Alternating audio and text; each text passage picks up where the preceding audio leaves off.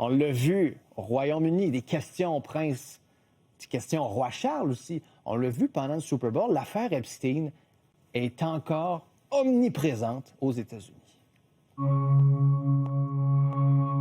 After years of being kept apart, we're standing together. Standing together.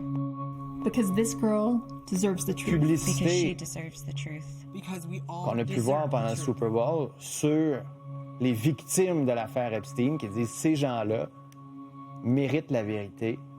Soyons debout.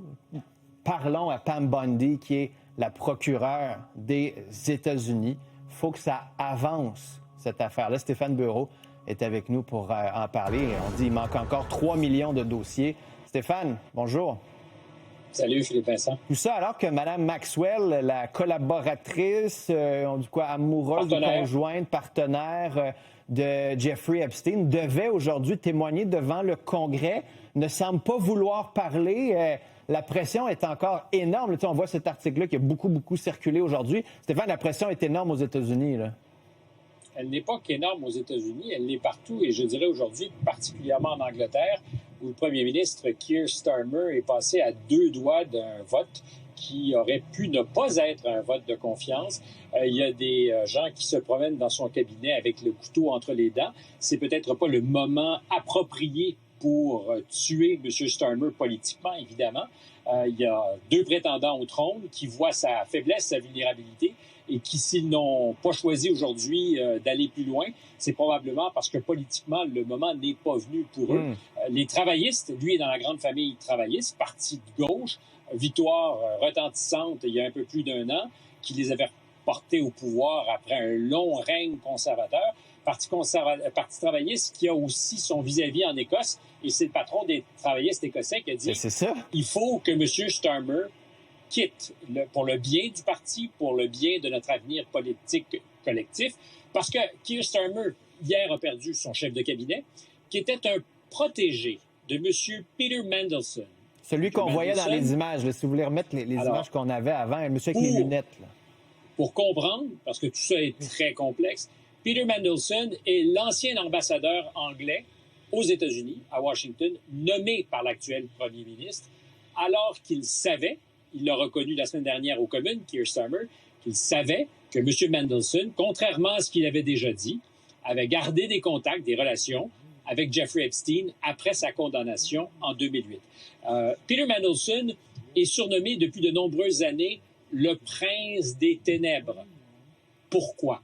Qu'est-ce que tout le monde savait qui n'était pas nommé?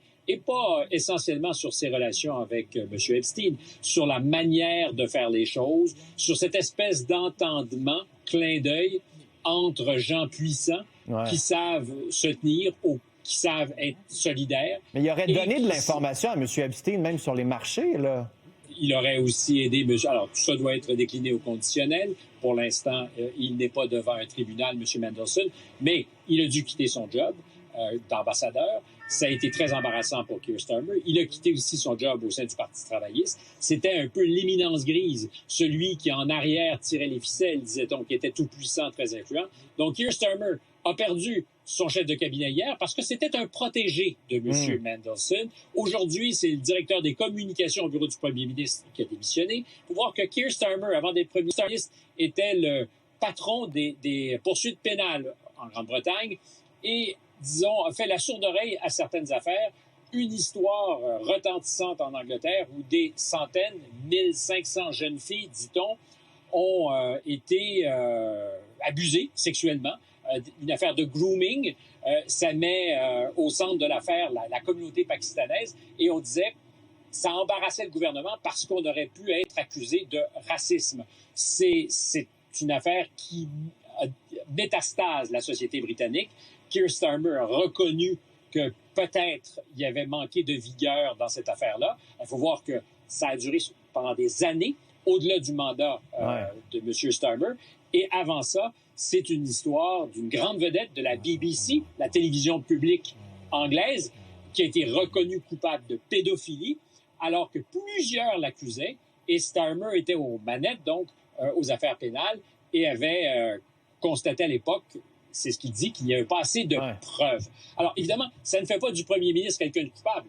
Ça fait simplement que tu dis, en d'autres temps, tu n'as pas su entendre ceux qui dénonçaient certains comportements et tu étais politiquement, comme premier ministre, entouré de gens qui étaient en relation avec M. Epstein, dont on commence à prendre la mesure de l'influence. Alors, c'est évidemment très, très, très difficile. Moi, je pense que c'est un premier ministre qui compte ses heures politiques. Tu disais aux États-Unis, aussi évidemment, avec une Ghislaine Maxwell, qui a témoigné, mais a refusé de dire quoi que ce soit. Elle a réclamé son droit au 5e amendement, c'est-à-dire de ne pas témoigner contre toi-même, de t'inculper, parce qu'elle demandait à obtenir du Congrès avant de témoigner.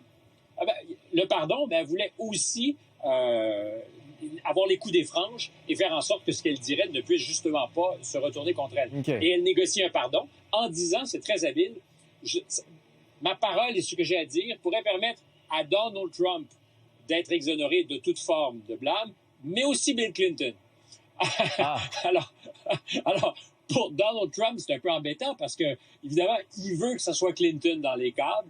Alors, l'idée que sa parole, son témoignage puisse donner un peu d'oxygène aux deux, c'est pas une bonne nouvelle de son point de vue. Mais il n'a jamais renoncé à lui donner un pardon. OK. Hey, Stéphane, tu parlais de l'Europe. Juste qu'on revienne, là.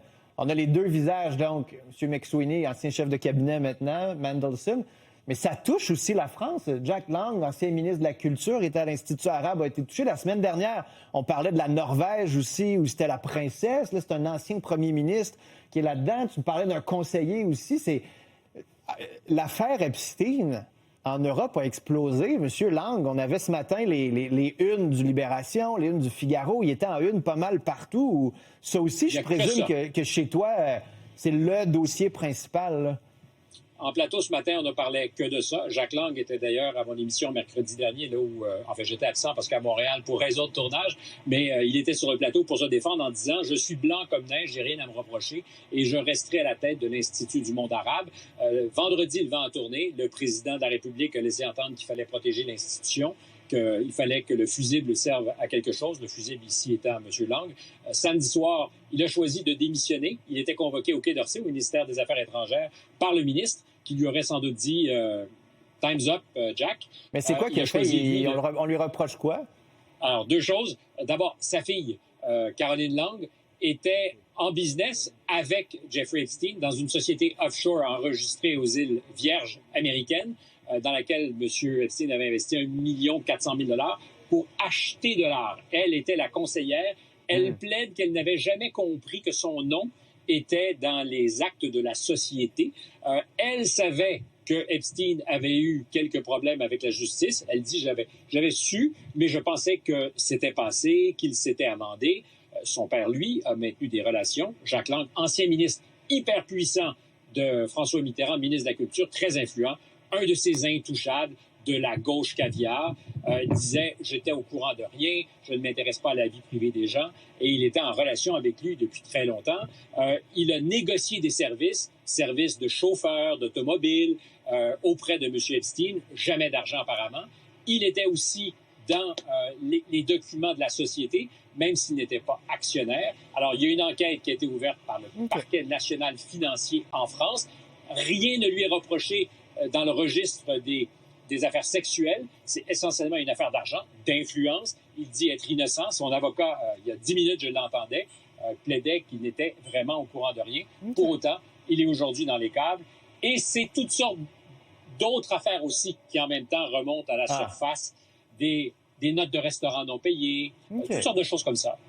C'est passionnant, ce dossier, Stéphane. Les puissants, finalement. Il y en a quand même plusieurs dans cette nébuleuse qui sont touchés. On se reparle très bientôt. La question, est-ce que certaines personnes sont envoyées en pâture pour en protéger d'autres? Ça, c'est intéressant. On s'en reparle. Salut!